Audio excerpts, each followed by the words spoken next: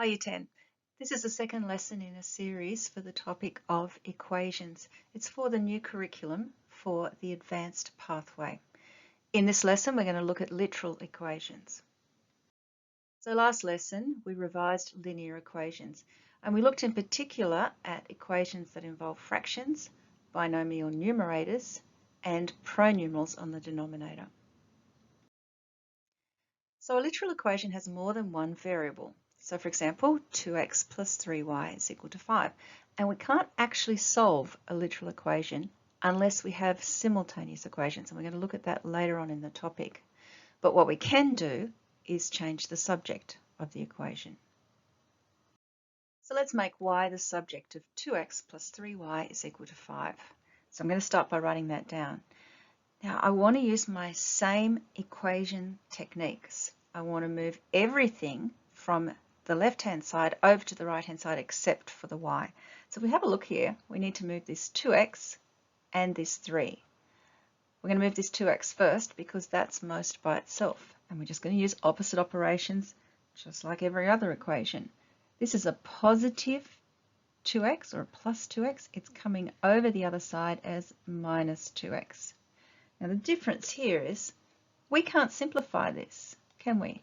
5 minus 2x, that's as simple as it gets because they're not like terms. So we just leave it. And then our last step is to get rid of this 3.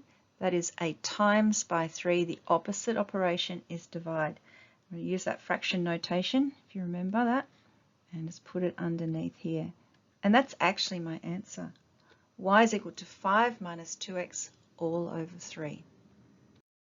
One of the reasons that we change the subject is because of formulas. It makes it easier to solve questions. So let's have a look at this.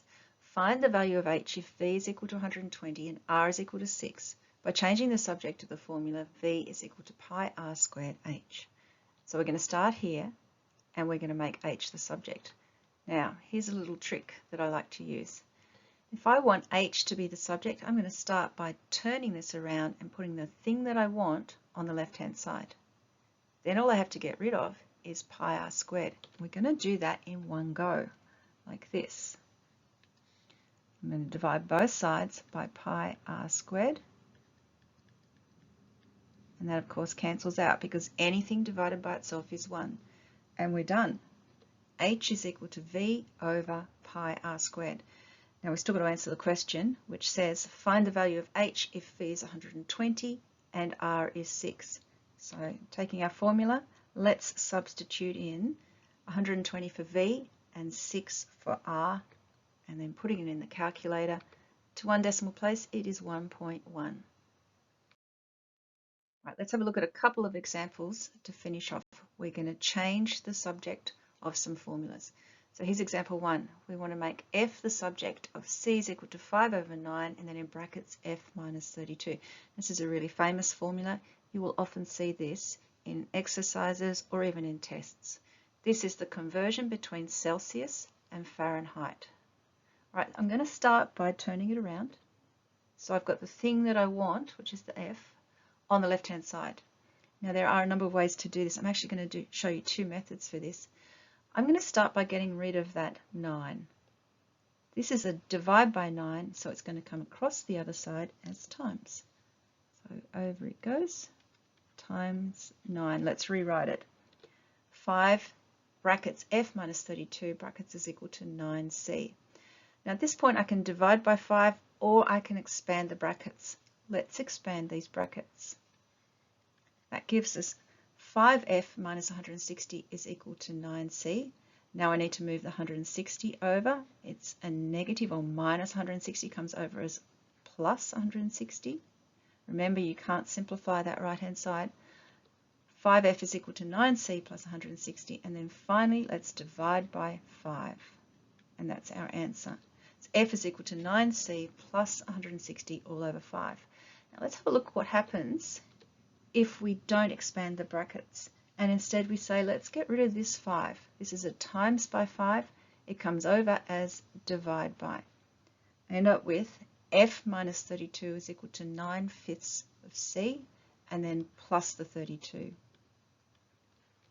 Now they're both correct. Okay, and sometimes when you're doing your exercises you might see a different answer in the back of the book, and it doesn't necessarily mean that you're wrong. You might have just used a different method. Here's example 2. Make R the subject of S is equal to A over 1 minus R. Again, I'm going to turn it around, put the thing that I want, which is the R, on the left-hand side. Unfortunately, it's on the denominator, and I need to get that off the denominator. So I'm going to take this whole thing over the other side. Now, 1 minus R, that's a binomial. It's 2 terms. So we need to put that in brackets. Now this is a divide by 1 minus R. It comes over the other side as its opposite operation, which is times. Let's rewrite it. A is equal to S, brackets 1 minus R, brackets. Now, we can divide both sides by S or expand the brackets. Most students will expand the brackets, so let's do that. A is equal to S minus SR. Now this minus here that's in front of the R is going to cause me some grief. So I'm actually going to do something sneaky to get rid of it. I'm going to take this term over the other side. It's a minus SR. It comes over as plus SR. Let's rewrite it. A plus SR is equal to S. Moving the A over becomes minus A. SR is equal to S minus A. And then finally, dividing both sides by S, I end up with R is equal to S minus A all over S.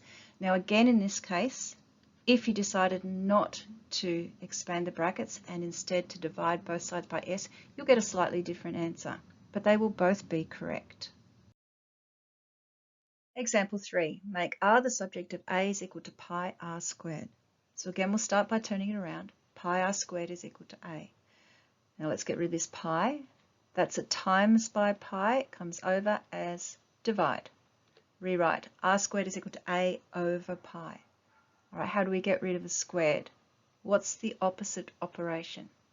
It's a square root, isn't it? So square root both sides. Cancel. R is equal to, oh, what's this? Remember when you take the square root, there's 2 answers.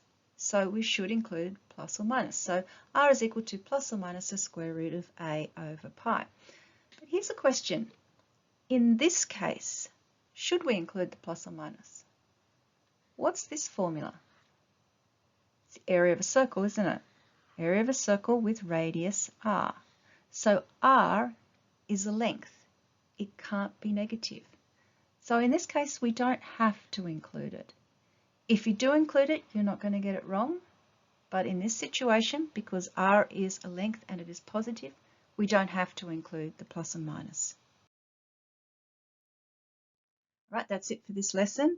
Next lesson is on quadratic equations.